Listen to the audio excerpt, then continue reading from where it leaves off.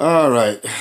I'm going to talk about another subject I uh, that I find to be relevant, and that is musical groups, especially young people who have started musical groups. For instance, Papa Roach. They do several great songs, but there's one really poignant one that really touches on subject matter I talk about a lot on my channel, and that is the song "Between Angels and Insects." Angels and insects. So if you listen very carefully to that song, you get an idea of what I'm talking about, because what I'm talking about, they've put it into music, and it is very poignant, very on the nose, and in your face, because it's talking about how we have come into this system where we have obsessive compulsive disorder, and we obsess about wealth, about influence, about fame, about being relevant, and uh, and it's all illusion. It's all a fantasy. It has nothing to do with life. It has to do with existence, of feeling that somehow we're special. And it is not just those who want to be in music to strut the stuff peacock and want to be liked and adored. And there's plenty of them that don't talk about real meaningful things that we could be doing. Stuff that would enlighten us, which would make us think clearly and critically. Stuff that'll make us say, "Oh, you know, that makes a lot of sense." There's so many things around me and within my community and the greater community of the country I live in, and so you know what, that's fucked up. We shouldn't be doing that. We should be looking for different avenues, and that's the beauty of Between Angels and Insects. There is a clear delineation of of the of the insanity that we have bought into, that we have imbibed and consumed, and that's it's a great it's a great greater understanding.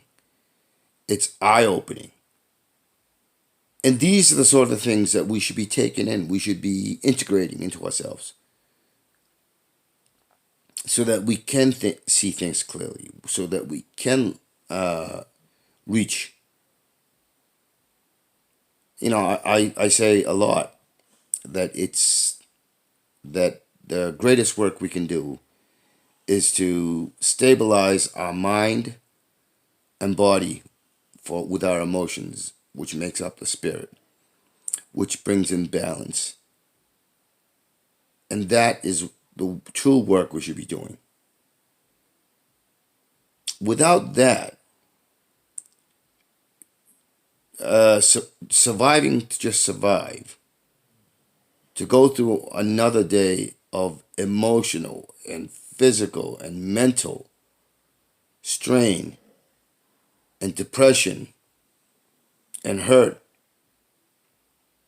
and all that, it's meaningless if we have wake up and do the same thing over and over and over. And we know, because I know for a fact that many of us look at it and say, why am I doing this? What is the, where is, where is something I can actually grasp onto, something I can actually, something I can actually see concrete results that is actually giving me the love, the happiness, the freedom, the release from the monotony. And I know this is what many of us think, because I do it constantly, and I always, and I ask, even for those who are not like me, who always saying, like, what is the meaning of all of this? Why am I doing it? What is it actually contributing to? And I get introspective, and I say, well, this whole thing is mindless and insane, because all it is contributing to is the destruction of all the stuff that we say we value, like the beauty which is in nature, the feeling that we can get when we see something beautiful and tangible, when we see many things that could be essentially beautiful and great, but it's always getting clogged and infected and infused with this insanity, such as the holiday of Christmas. It's not a religious holiday. We many of us know uh, it was a uh, it was a thing to celebrate the winter equinox or something. It was called Saturnalia. Saturnalia, and it's like, it had nothing to do with religion. It was about sharing. It was about bringing community together and working to make the community better. But it's been so it's been so polluted that even as children, when we first experienced, like, the first time I ever experienced Christmas after I was adopted, the first few years, it gave me a feeling that, there was good, there was something bright, and uh, something good to look forward to, and that it was feeding me the spiritualness of that that we're striving for something better. But that wore away quickly, and that wore away quickly. I mean, it was, I think I was in my early teens, and I started to feel like, it's like, it's it's just an appeasement, a thing of just giving for the sake of giving, for doing good for the sake of doing good. The patina of something bright and good started to fade, and I started to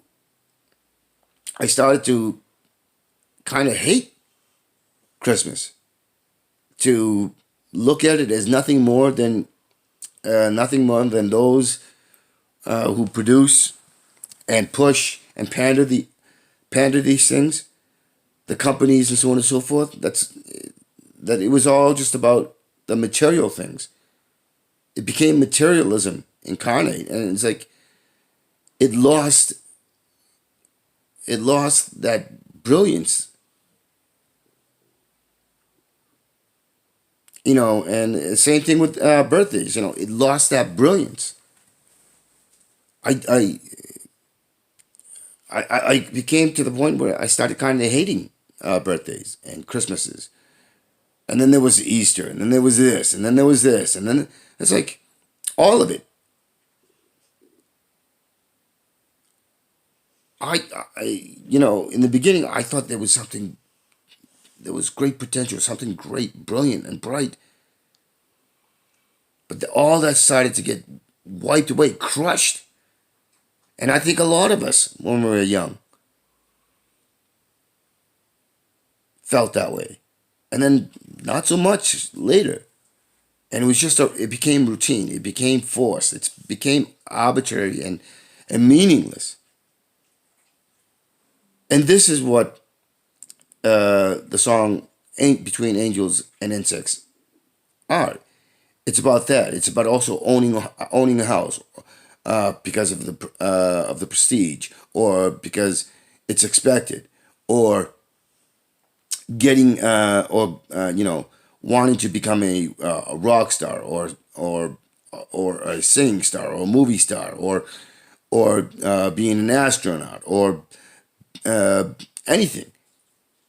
It all became all became frustratingly meaningless. And this is what partially promotes and gives the idea that that existence is meaningless. Not life, but existence, because we don't live a life. Existence is meaningless. I want a real life. I want us to attain a real life. And real life means that we're pushing forward as a collective in solidarity. That we have a universal understanding of what common sense and common laws are, and that we don't need to have some self-serving gimme gimme, and then I'm gonna take asshole as a leader, because that's a society we've built. We've promoted the idea of gimme gimme, and I'll take on top of that. That's a society. And for all the nonsense of, oh, morality, I love my children, I love my family, I love my friends, I love my country, I love this and I love that. For all that great sentimental rhetoric, we don't demonstrate it in a meaningful way. We get easily distracted. We become collectivists of labels, of rhetoric. Prime example. We know there's a shitload of these so-called Catholic priests, and those that are cardinals and bishops, and all the way up to the Vatican and the Pope. We know that they've been known about the pedophilia, and how they shuffled around these so-called priests, even though they had that, and how they suppressed the abuse. We know we Many of us know this, yet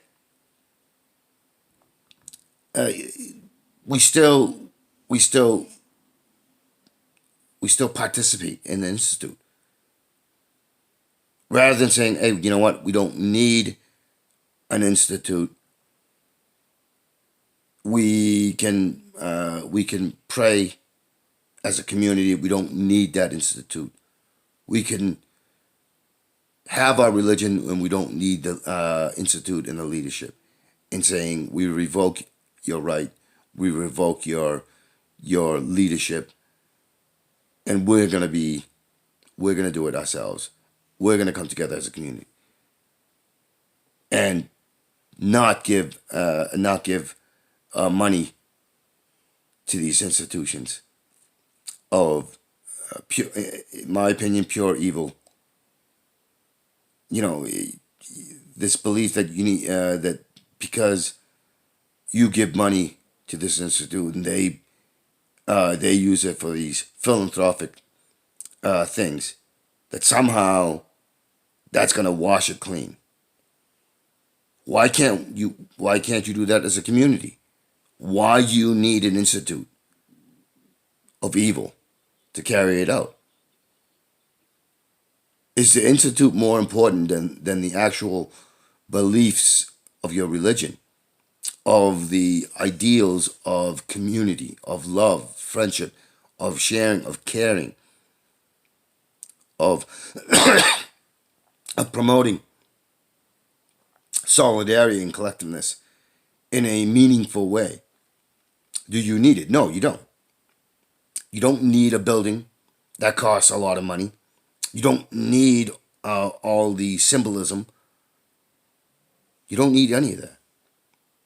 You can do it coming together as a community. I mean, after all, those institutions wouldn't have money, wouldn't have all that if we don't give them the money. I mean, that's the way we should be looking at things. But that's not the way it works. It's not. And that's because we accept it and therefore we legitimate it. Just like we accept the concept of money, of ownership of land, of thinking of it as property, whether it's humans or animals, whom we look down upon, whom we view as not a part of the natural world, or we do so in such an excessive way that we actually harm the natural world with factory animal farming or factory farming for agriculture. We look at it this way when we could easily change it and say, okay, you know what? How about in the community we grow the food stuff we need within our own community. So each home grows a different thing, and then it's shared among the community without expecting payment or something else for it.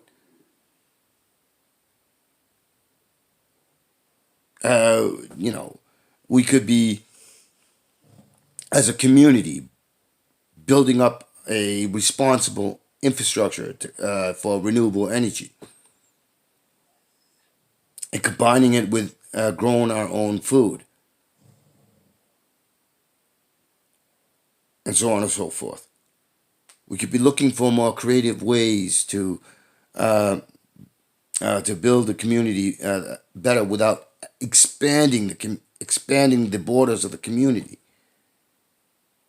These are all things we could do within the community in this collectivism,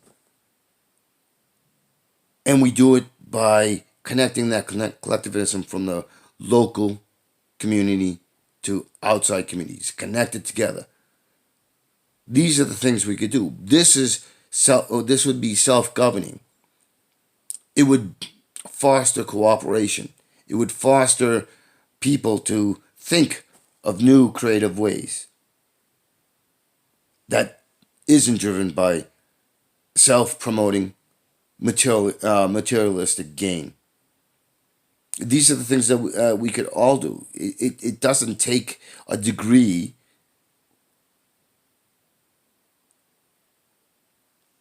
and even there we could use those who are more inclined to learn, and they could be sharing that. And you give just a little bit more, slightly bit more. You don't go excessive, and you can give them the level of respect as a community leading beneficiary who benefits the community, as a teacher, as an educator, as a guide.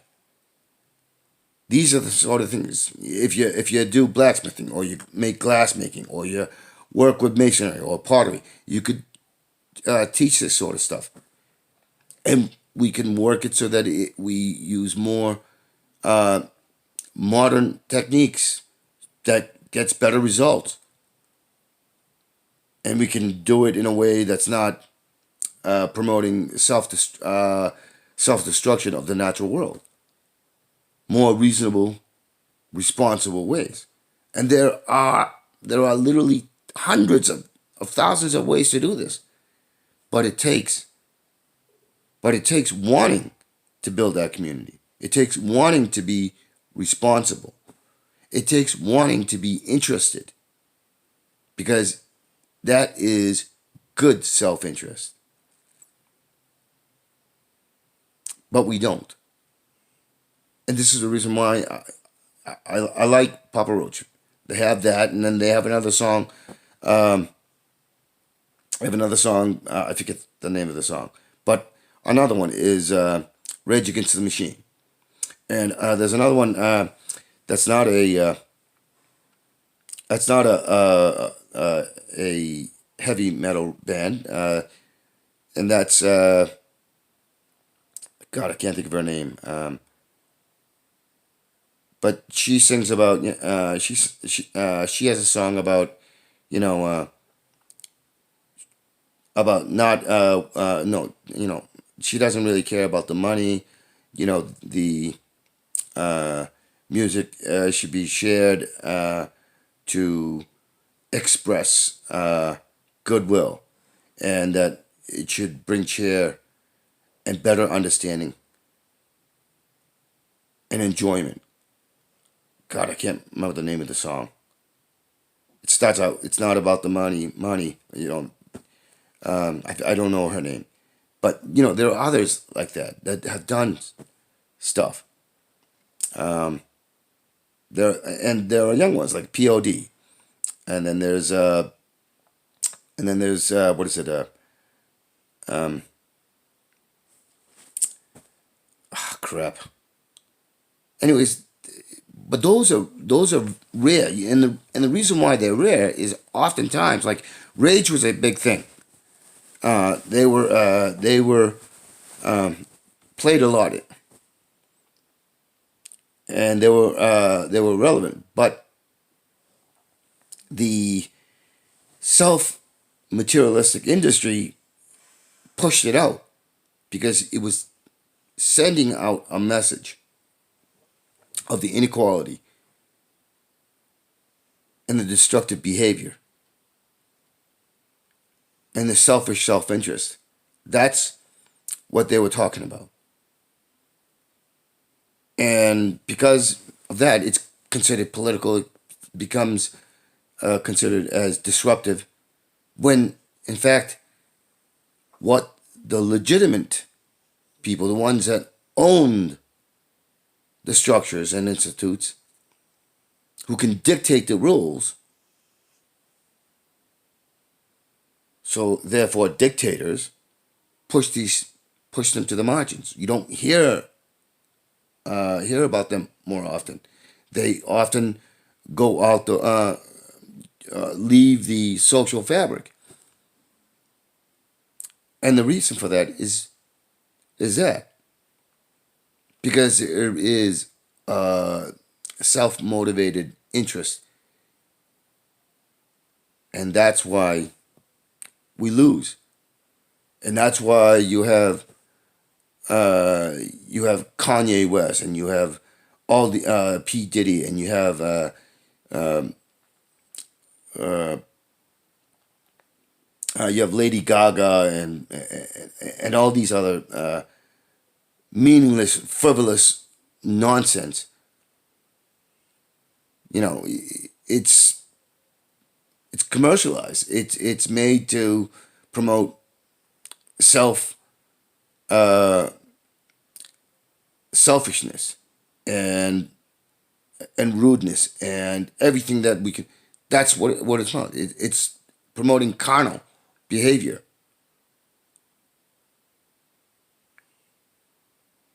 So, anyways, uh, that's it.